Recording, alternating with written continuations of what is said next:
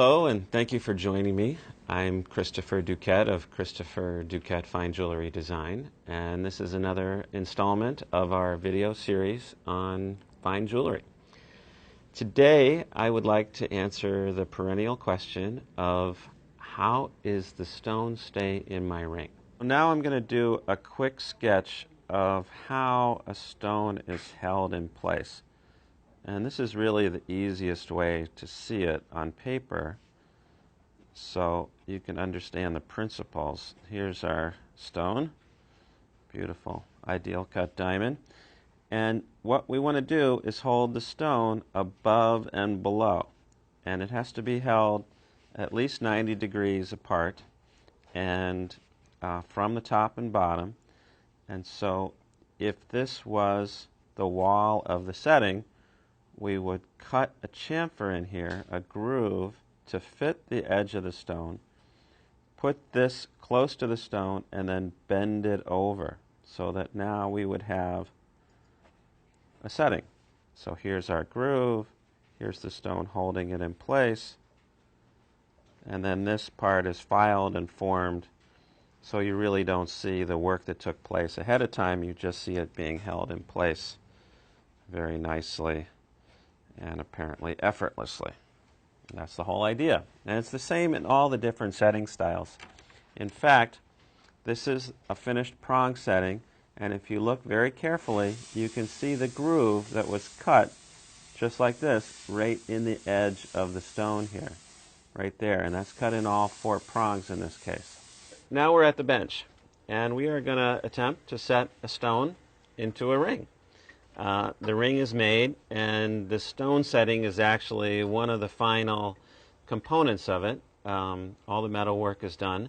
So I'm going to go ahead and get this set up in a clamp so it holds it steady and is at a good angle for me to do this.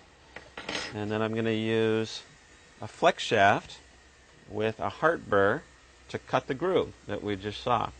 And if everything goes well, we'll have the stone in here in a few minutes. Here I'm going to mark the height of my groove and just put some little notches in here. Now I'm going to actually cut it. Okay, there's groove number 1. And we just follow our mark.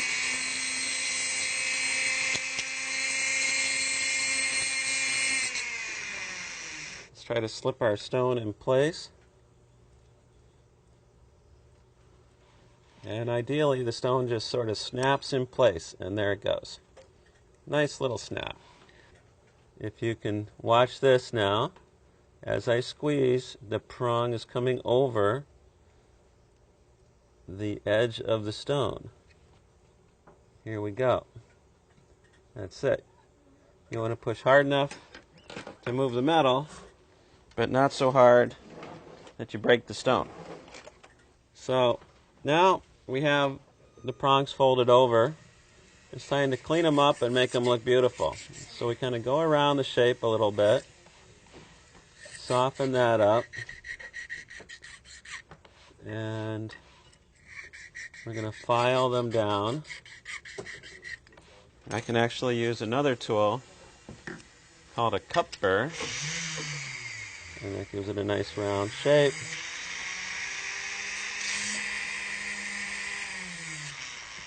A wheel that'll help me polish it.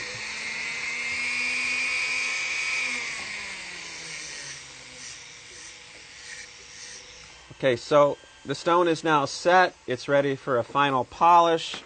It's looking good. It's a permanent, long-lasting setting, and it's good to go. So here we are giving it a little polish, and that's a pretty straightforward process. You just take out all the nicks and scratches and grooves, and this also finalizes the shape of the prongs and gives them a nice high polish, which is what we all like. Now it's going into the ultrasonic for a little bath, clean up all the polishing compound, And then finally, the steam cleaner.